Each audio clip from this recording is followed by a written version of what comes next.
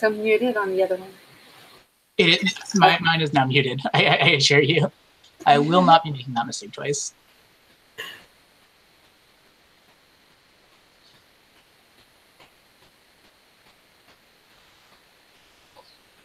You're muted on Hangouts, I think.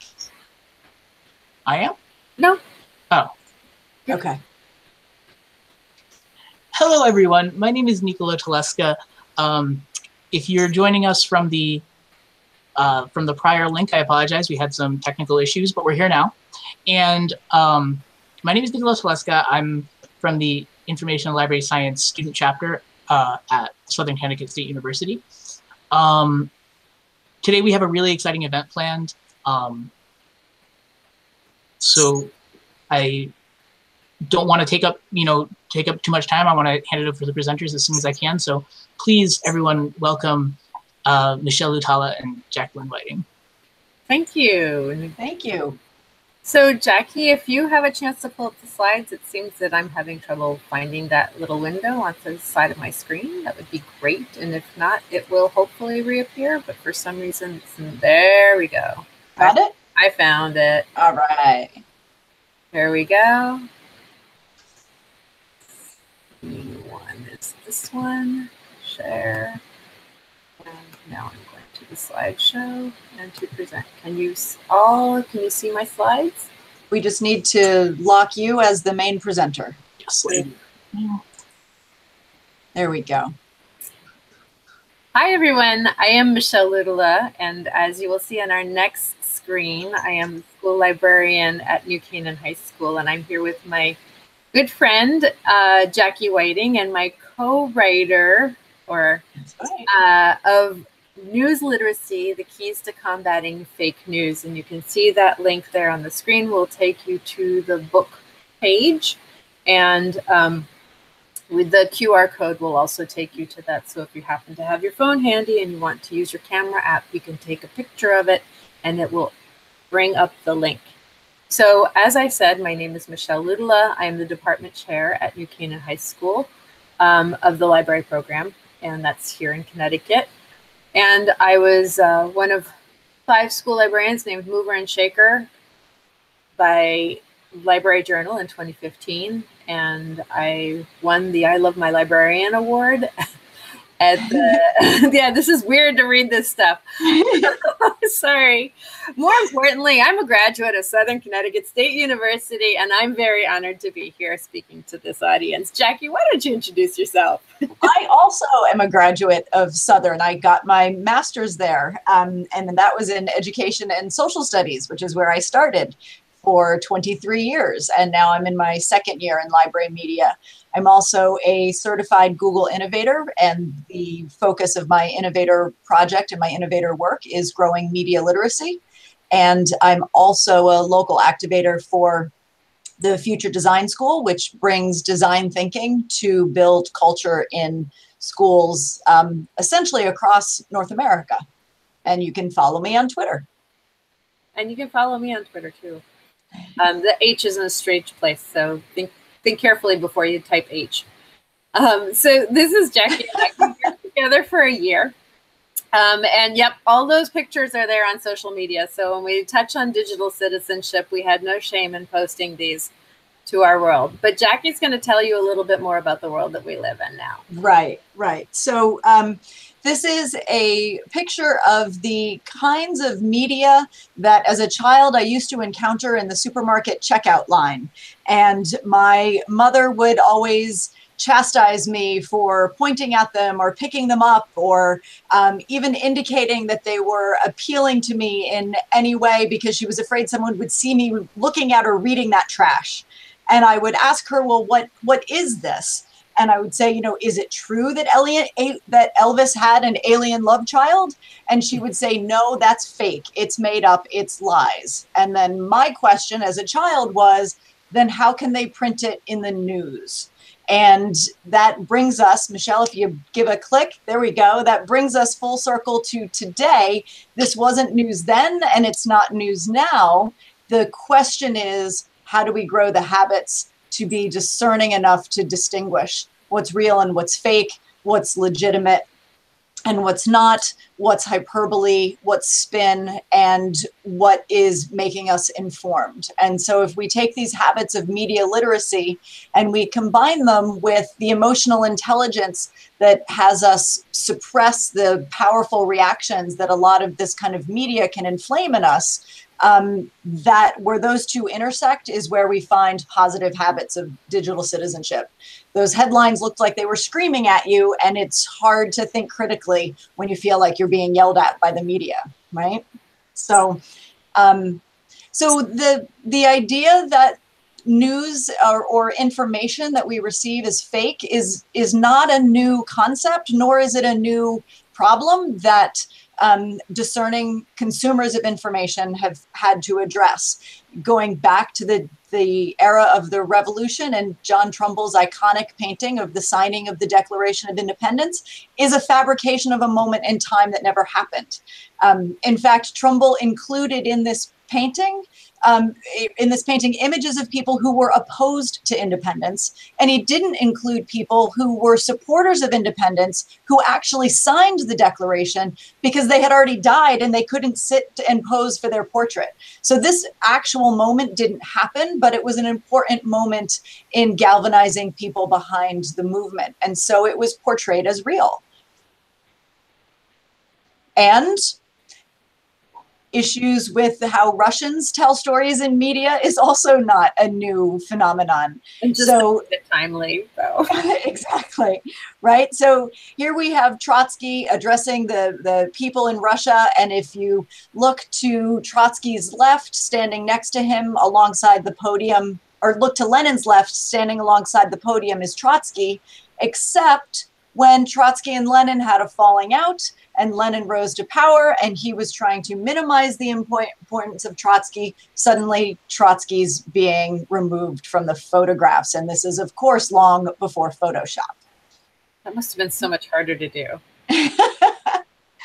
And then finally, in our history of disinformation is the sinking of the USS Maine. So I think there it is, right? So the era of yellow journalism at the turn of the 20th century was a time of complete sensationalizing of the telling of events. And people of that day found themselves backing a war on questionable evidence as it had been reported by Hearst and Pulitzer, the leading journalists of their day.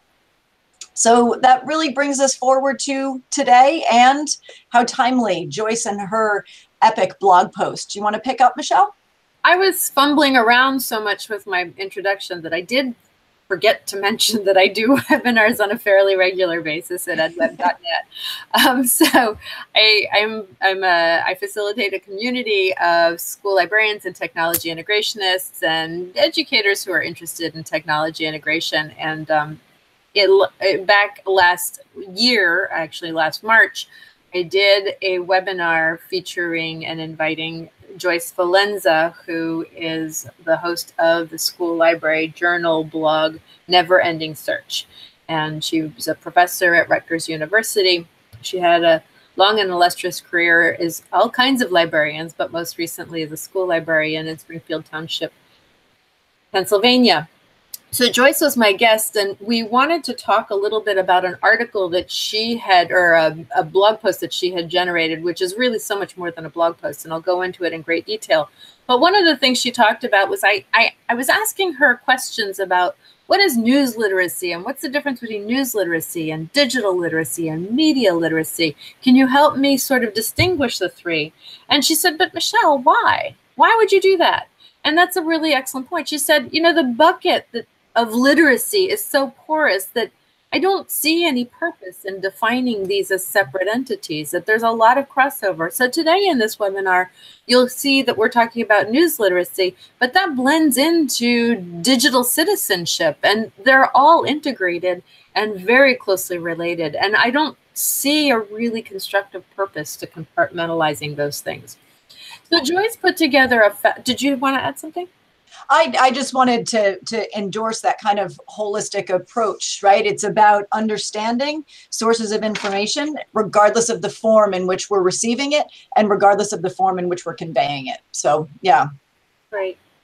So Joyce put together, as she will often do for us in the profession and in the field and, you know, boots on the ground folks, a toolkit. And a toolkit is a really amazing thing. And one of the things I love about blog posts as toolkits is that, or in blogs, and her whole blog is really a fabulous toolkit, is that you can come back to it again and again. So while you might not be able to ingest all of the information as it's delivered on, as it was November 26, 2016, which was Thanksgiving weekend of all weekends, but boy, was I impressed with this. So here is the one in question that I think is just an extraordinary toolkit. We're going to spend some time talking about it today. So it's called Truth, Truthiness, and Triangulation, a news literacy toolkit for a post-truth world. And let me tell you, it is really extensive. So that's it. That's still it. That's even more of it. So I'm not kidding when I say it is a toolkit. So if we had one call to action thus far in this webinar, we would say, be sure to go check that resource. So that's really an important thing. Another thing that happened at around the same time, and I think this was part of what inspired Joyce to create that blog post. You'll notice that this is November 22nd and that Joyce's post was November 26th. So it was clearly, there was correlation between those two release dates. The Stanford History Education Group conducted a study where they were going to assess students' news literacy and digital literacy capacity to really be critical thinkers. So it was called Evaluating Information, the Cornerstone of Civic Online Reasoning. And I'm going to add this to the to-do list for this webinar, is if you haven't looked at this, please do. So they developed, the Stanford History Education Group developed an instrument, and they went out to interview middle school students, high school students, and college students about their information literacy skills and their ability to really discern and understand what they were looking at. And in doing so, they created an instrument, they went out and piloted it in the community, and then they realized very quickly that their original instrument was way too sophisticated, that students were failing so abysmally at really meeting their expectations or even being able to master, to demonstrate their abilities with the instrument that they had to go back to the drawing board and redraft the instrument. And that was across grade levels, right? That was middle school, high school, and college age students. Right. It wasn't like it got better and we just weren't teaching them. Sorry, as I step away and close my door. So we wanted to make sure that they wanted to make sure that everyone could pass, and they were not able to do so. So they developed these assessments, and the beauty of what they did was they sort of came back with an executive summary that's super digestible and really easy to understand. It was a call to educators everywhere to make sure that you're really focusing on these strengths and these skills in your teaching and learning across disciplines, across grade levels, that students really can't even tell what the difference between an ad and actual like information content. And that they didn't ask the right questions when looking at a photograph, and that they couldn't understand what was important about a specific tweet and where they needed to follow up and click and find more information, and how they could really do some analysis about who was posting that tweet. So since then, Jackie, do you want to talk about what they've done since then? Yeah, so since then they've been pretty busy. If you visit their website, you can find where they have put together units that can be implemented by librarians, teacher librarians, classroom teachers, to help students to practice these skills. And they're evolving and ongoing sets of materials, so they stay very current and very relevant to the kinds of things that are happening in students' world and happening nationally. They also have continued to conduct research, and just about 8 weeks ago released a follow-up report with more instructional suggestions for media specialists and educators about how to go about helping students develop these skills and to move away from some of the more traditional checklists that we've been using with students and really embrace the habits of fact checkers and move outside of material, search laterally rather than examining point by point through a source. So have students do a quick skim of something, enough to pull out key proper nouns, authors information, key agencies maybe that are sponsoring or referenced in the text, and then have them be searching for all of those kind of big ideas and important names and reading about them in media that surrounds the source they're trying to understand, and then bring that understanding back to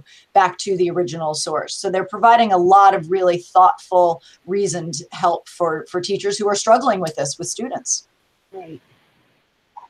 So this is a common problem that we face with our students as they are about to embark on a research task. So they say, you know, I already know what I'm going to write about, which really translates into, I don't feel like doing research. It also translates into, I already know what is right, or I already know what I believe. And there's no willingness to engage in a struggle over evidence and a perhaps changing or shifting of opinion. And discovery. So that basically what they're saying here is that they want to go find sources that validate what they already believe.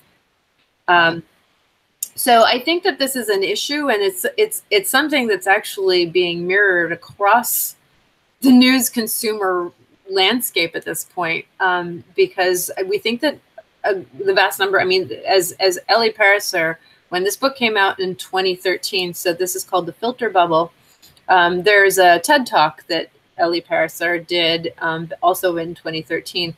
But in the aftermath of the 2016 election, Ellie Pariser was all over the place again, talking about the filter bubble, because he talks about here he is. He talks about echo chambers. And Jackie, do you want to talk a little bit about echo chambers also?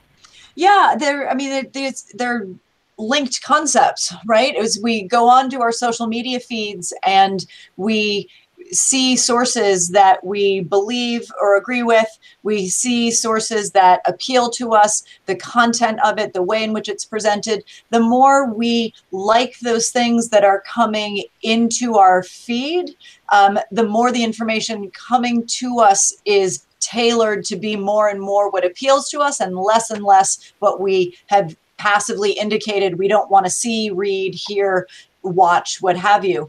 And in doing that, we're also narrowing the group of people, either in our actual lives or in our digital connections. We're narrowing that group of people with whom we're engaging in civic discourse. And so we're only talking to people who say the same thing we say. And it feels good when people agree with us. However, it feels like the circle of agreement with us might be wider than it actually is, and it prevents us from really developing empathy with people whose views and experiences are different than ours. And the root of problem solving is empathizing with stakeholders, and we're just eliminating stakeholders from our experience. So we're looking at a rapidly, constantly changing media landscape. And this is a shout out back to Joyce and her blog post. And an exercise that works well with students is this idea of it used to be one way and now it's quite different. And so, you know, the first change is that it used to be we would have to seek out the news at a specific time of day. You picked up the morning paper and you read it, or you came home from work and you sat down in front of the evening news broadcast. And that was really how you consumed information. But now it's 24/7 and news is constantly breaking.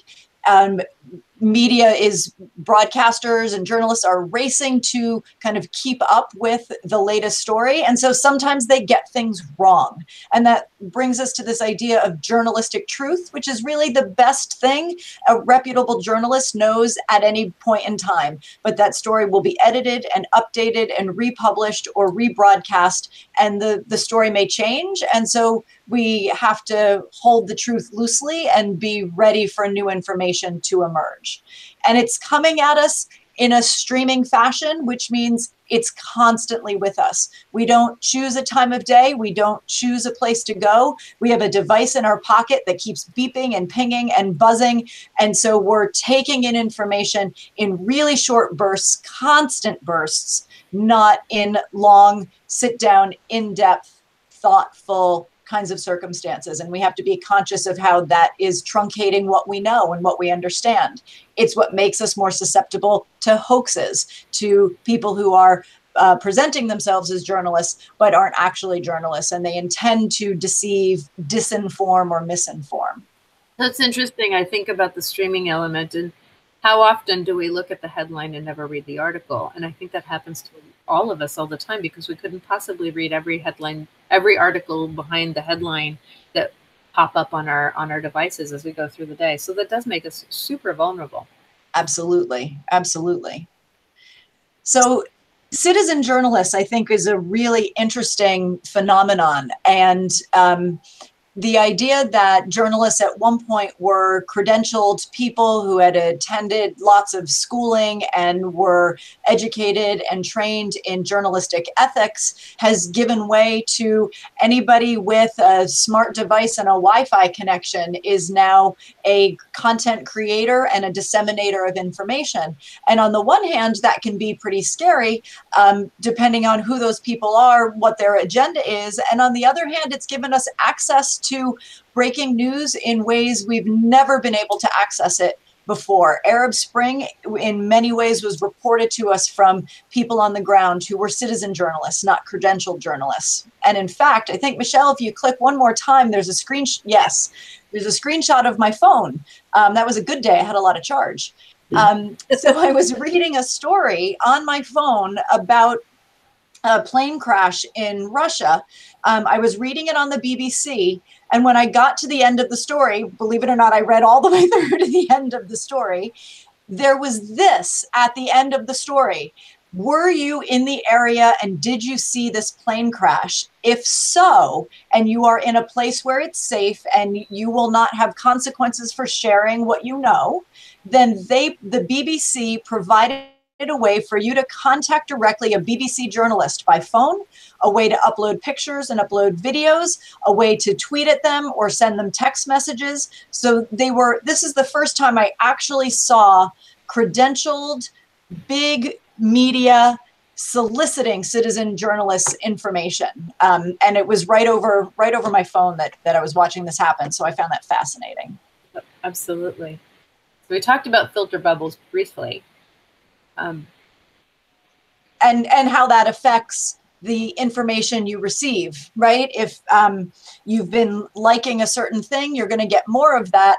And if the story changes or a network that you don't necessarily frequent to get information is breaking a different version of the story, you're not going to see it because it's not going to break through that filter. Do you want to talk about ownership, Michelle? So news companies, large and small, have always had owners, but today a very few small news companies remain because the few wealthy owners who have created information monopolies.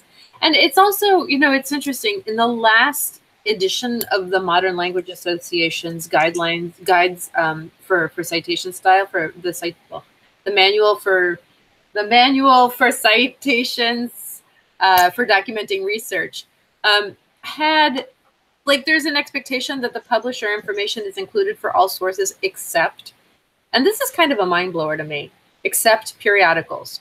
Like, they don't care who's publishing the New York Times or the Boston Globe or the Washington Post. Like, it's irrelevant as far as they're concerned. So they said, just leave that out, which I think is a really monumental shift, because just think about it. In the last 5 years, Jeff Bezos has bought the Washington Post. John Henry, the owner of the Red Sox, has bought the Boston Globe from the New York Times, by the way.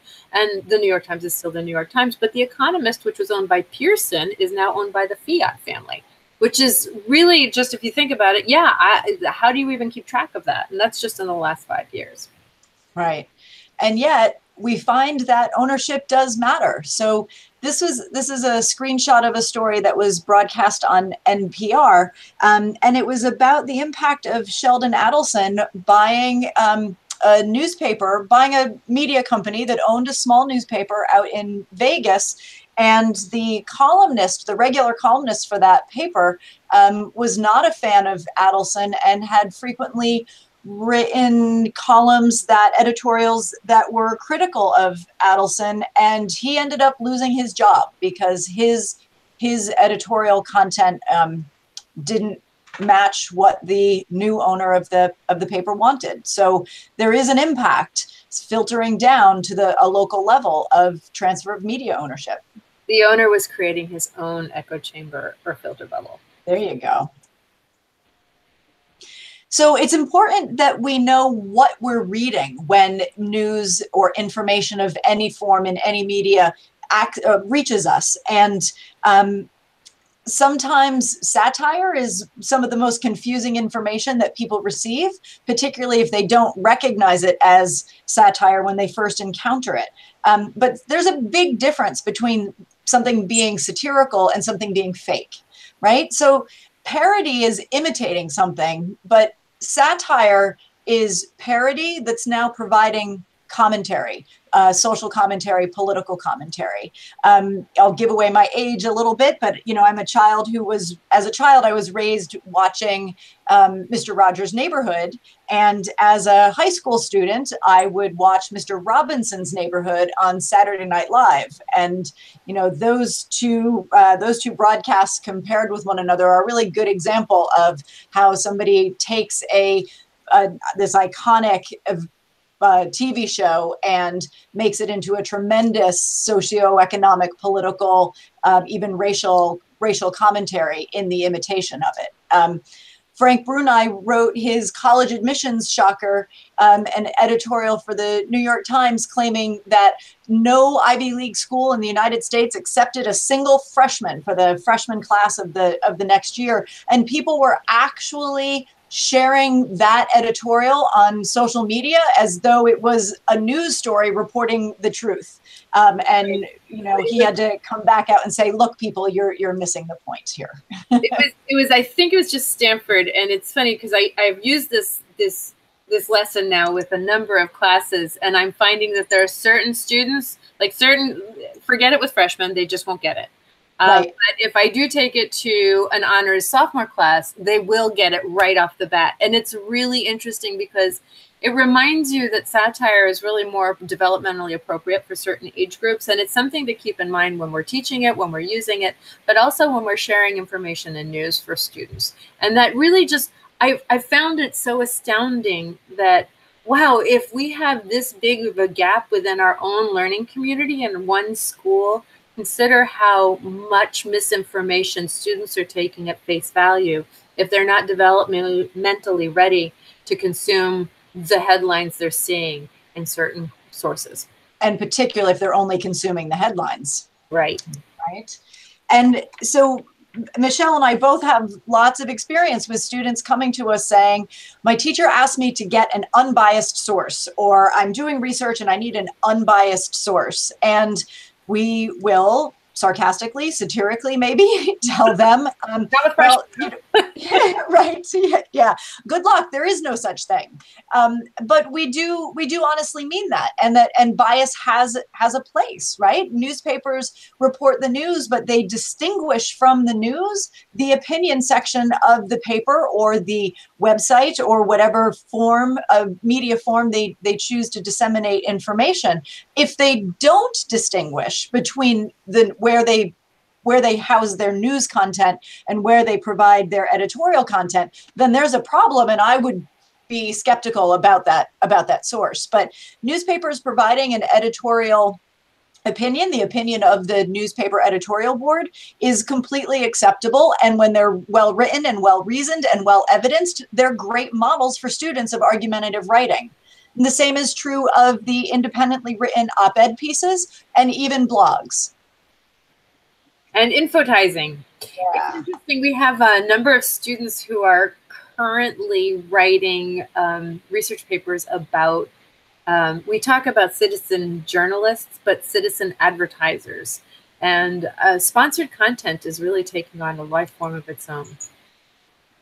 Yeah, and it's really confusing to a lot, well, not just students and adults, right? It's written to look like a news article. It has a headline. It might even have a byline. It interviews experts on a particular topic, but it takes a little scrutiny to see that this isn't actually a health or scientific study about the benefits and health detriments of energy drinks. This is promoting a particular energy drink. And students don't necessarily recognize the label of, you know, sponsored content or the concept of native advertising. I think it's really interesting. In the Sheg report, one of the things that really stuck in my mind was that the students didn't know the meaning of the words sponsored content, but they did know how to click the little X in the blue box in the top right-hand corner. And I think that's so much. Yeah, definitely.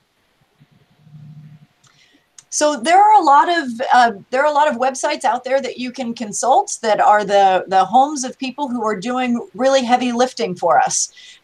These particular groups are, you know, real life fact checkers for us. And when you encounter something that gives you a little bit of pause, you have that little bit of inkling of, is this really true? Chances are you're not the first one to find it. Chances are Snopes or First Draft or Fact Check or PolitiFact or Hoaxslayer has also seen it, and they are already doing the fact checking for you. And they do this with video, they do this with images, and they do this with news stories. And they're really, really great resources for not just saying, yes, it's true, no, it's not true, but actually giving you kind of, you know, the autopsy of the news story, where they went, who they consulted, and how they either debunked or verified a source of information or a piece of information. So this is a powerful photo. We don't have a large audience to do this exercise with, but it is one worth checking out. Absolutely. So, and I've used this exercise with students, and I've also used it with I got a group of 40 adults last week at my local town library. And I just, after going through practicing lots of different strategies, said to them right up front, this photo is fake, but I want you to start to think about what are the kinds of questions I have to ask so that I can bring healthy skepticism to this image. And the first thing I have to acknowledge is that this is 9/11, and any image of 9/11 will conjure an emotional reaction in people that may make it more difficult to ask those critical questions. And there is a lot of evidence in here that this image is fake, but you have to know about certain things around this image in order to know that. You have to know that that's not actually the kind of plane that was flown into the towers that day. You have to know that the planes came over a different section of the New York skyline than that. But there's two other things for people who remember that day, and you grew up in this area and remember that day. It was a gorgeous day. It was much like today, crisp blue sky and about 82 degrees. So his outfit is a dead giveaway. And then for other people who may have grown up in this area or traveled and done some tourist sightseeing around New York City and may at some point have actually gone up to the viewing deck, you might know that the viewing deck didn't open until 9:30 in the morning. So nobody could have been on the deck at 9/11/01 on that morning. So if you search for that photo, you will find it. All you have to search is German tourist World Trade Center. And there might be 100 people at this point who have photoshopped themselves onto that guy's face. This picture is all over the place. So we have a couple of activities from the book that we just wanted to sort of highlight for you. One is what is my bias? Yeah, and we found then when students were unpacking sources of information and trying to kind of develop their own argument about what they were finding, we had that filter bubble issue. If a student received a text and the text confirmed that student's bias, the student wasn't actually able to recognize that the source was biased in the first place. And so we created this exercise where we took a very short editorial from New York Times Room for Debate, and the topic of the editorial was connected to the content the students were studying in the class at that time.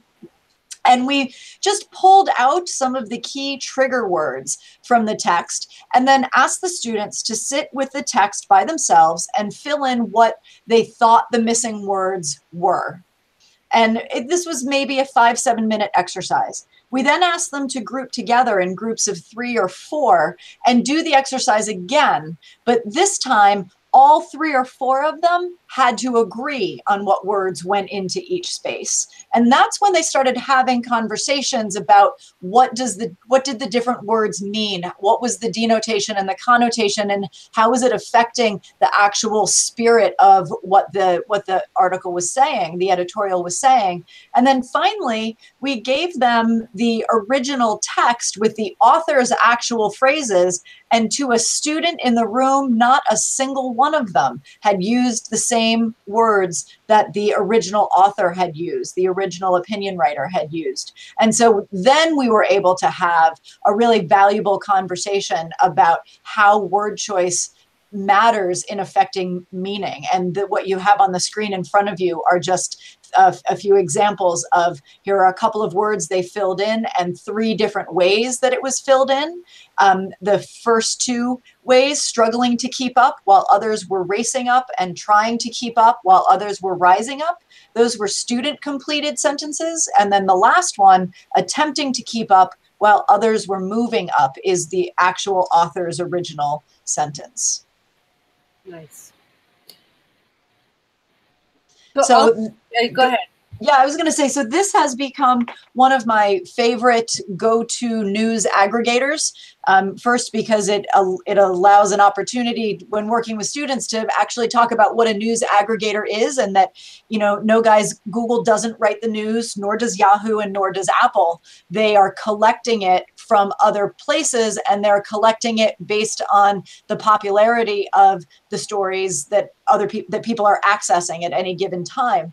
And All Sides is a different kind of aggregator. And what I love about All Sides is not just that they provide a version of a story, pick a topic in the news. They provide 3 stories, something that's left of center, something that's center, and something that's right of center. But they also provide in-depth backgrounds on who the members of their editorial board are. They provide lots of information about the instrument that they use to identify the bias of all of those people, and then the instrument that those people created together in order to measure where on the political spectrum each of these sources are. And when they return to their instruments to reevaluate them, they put out big broadcasts and explanations about how they're adjusting them and why they're adjusting them in that way. And they leave all those instruments publicly available, so anybody who wants to can take them and see how you kind of fit into the All Sides community. Yeah, and I think this is really important when we have students doing research. The language that they use as search terms really will take them to specific biases in the media. So we do have them do research using, if there's a word that's particularly charged or a phrase that's particularly charged, they use both that and whatever the other word would be. Right. So illegal alien versus undocumented worker, those are referring to the same thing, but we really want to make sure that if they're doing research on DACA, for example, that they're looking for multiple perspectives, and they have to include all of that, and they can use this dictionary in order to get them to where they need to be. Yeah, that dictionary is phenomenal for helping students be able to really understand the nuances of that kind of vocabulary. So another thing that we spend a lot of time doing is trying to get students to recognize bias. And we talked a little bit about that before when we were talking about, we have teachers who frequently say, oh, you have to have like objective news sources. Well, I'm not so sure there is such a thing at this point. I'm not sure there ever was, but I would say we're definitely in a place where it's not there. It's less likely right now. So one of the things we have them do is really get to know the rotation of columnists within specific newspapers. I'm using Tom Friedman here at the New York Times. We have a number of examples. We're careful to include number of publications, including the Wall Street Journal. So we talk about Peggy Noonan as well, and we look at the rotation of people who routinely post columns for those publications. So one of the things that's important is for the students to really match or align the expertise of the writer with the content that they are writing. So, for example, this is a post or a column that Tom Friedman had written about the Islamic State, and he talks about basically Syria and refugees and what is happening to Syria's refugees.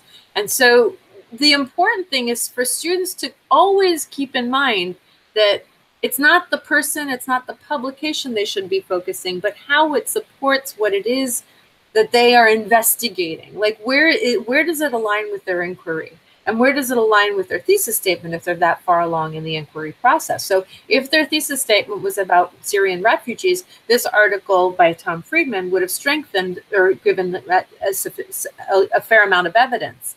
But if this was the column that Tom Friedman had used, we're no longer going to say, well, he's an expert, because he's not an expert on Disney and Disney movies. So it's important for students to always keep that in mind and to be thoughtful about the context and the relationship between the source that they're investigating for the purpose that they are investigating it at the moment.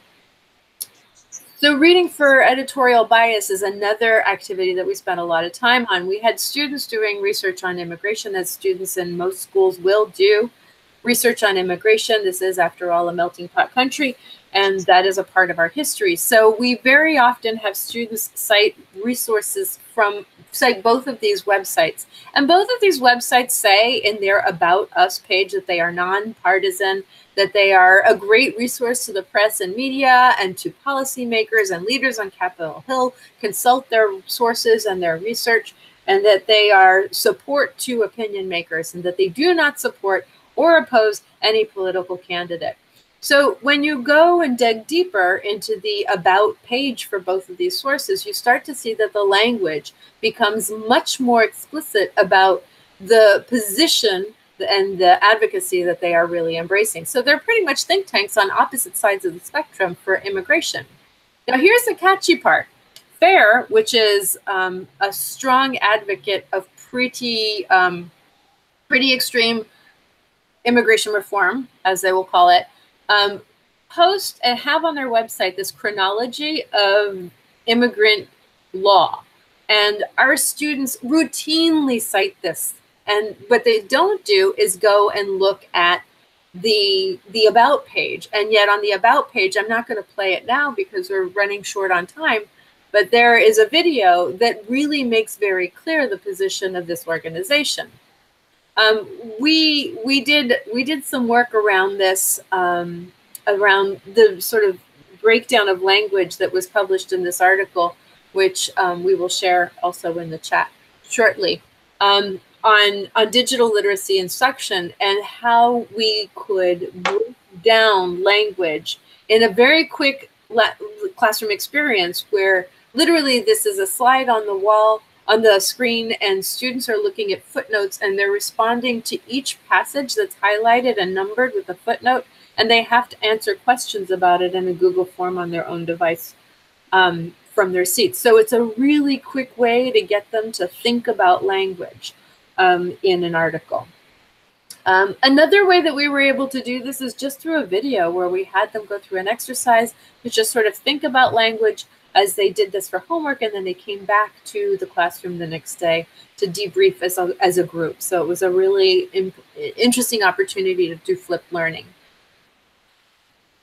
Jackie, take it away. All right. So we didn't actually say the phrase clickbait yet, so we will. Don't take the bait. And we're just talking about all those, you know, that click here to see what this celebrity looks like today kind of picture. Don't get sucked into the stuff that's trying to inflame and distract you from thinking critically and reasonably and insightfully. Think like a fact checker. And this is another one, we talked about this in a lot of ways, and we really want to make sure that, you know, it's important, it's incumbent upon us as professionals to evolve with the technologies that we have at our fingertips to guide the learners through whatever landscape that is moving along at whatever pace it is. So, you know, I remember, you know, video was a huge game changer in education in the 80s, and now we are dealing with an entirely new landscape. Just as a fun sort of anecdote, I had students looking at print reference today and multi-volume print reference, like old school, and they had no idea how to navigate it. So it was an exercise in like sort of teaching that process, not necessarily because we wanted them to consult print reference, but it was to make a point. And it was really a stumper for our students. Right. Right. And, you know, this is really to that same point, Michelle, that social and digital media they're the new reality. They're how we navigate our lives. It's how we order food. It's how we figure out what's the best route for driving to work and changing that route in the middle of the driving. And so we've really got to change what we're doing too, to stay current with that and to stay relevant, so that what we're doing with students, it's not just because it's exciting or it's bells and whistles engaging. It's because it's really authentic to how they live their lives, and it's skills that they need to practice. Students aren't born being media savvy, digitally savvy, any more than they're born able to read print material. It's all a literacy that has to be nurtured.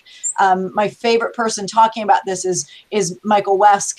He maintains mediated cultures and out at Kansas State University. And he says that when media comes to a society, it changes that society permanently. And so wanting to go back is just this quixotic kind of endeavor that we need to change with society as it changes. And learning happens through reflection and revision. It doesn't happen the first time. The first time is practice, and the second time is guided practice, where the students have opportunity to make choices and think about those choices and make different choices when they see how something unfolds. And it's that reflexive process with guided feedback that is how they learn. And so we have to do this. We have to be in digital media spaces with our students in order to provide them that guidance. Absolutely. And I mean, this is, when I think about this, the first thing that comes to my mind is, you know, the research process. It is a real process with lots of pauses and checkpoints and stop and think and examine and have conversations. And this is true for all of our learning, whether we're consuming today's news or whether we're trying to investigate an entirely new line of inquiry. And there's lots of places. We listed the fact checker websites for you, and these are lots of other places where you can go to see what other people who are thinking about this are recommending, the tools they're providing, the lesson ideas they're providing, the resources that they're curating for you and for your students to use. And not a week goes by where I haven't clicked on each of these at least once, if not more often than that. So that's really wraps it up. Our book comes out, I think today's May 1st, so it's yes. this month. Please feel free to check it out. And if you have any questions, we've left our Twitter handles in the chat for today. And we will add a couple things before, somewhere in there, we will add a couple more things and we'll tweet them out. Excellent. Thank you for joining us today. Thank you.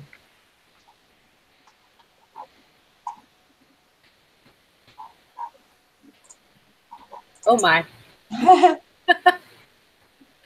I'm trying to unscreen share.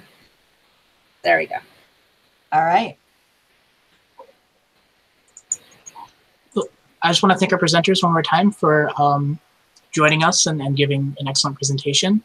I don't know if anyone in the chat would have any questions. It doesn't appear so. With that, is there anything else that you guys would like to say before we wrap up? Just thank you for having us. It was a pleasure to have this conversation. It was. Thank you. Well, thank you. All right. Well, that's it for our presentation. Thank you so much for joining us. This presentation will be available at the same YouTube link in perpetuity. So if you'd like to revisit this at any point, it'll be there. Thank you so much. Thank you.